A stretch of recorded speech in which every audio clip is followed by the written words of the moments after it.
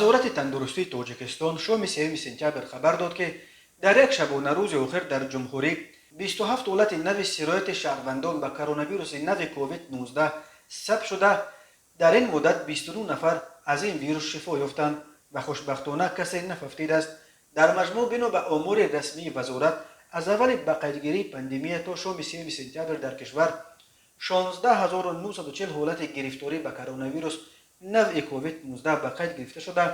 از این شماره تا سانحه ذکر گردیده 16805 نفر و یا 99.2% شفا یافتند، ولی 124 نفر متاسفانه فوتیدند.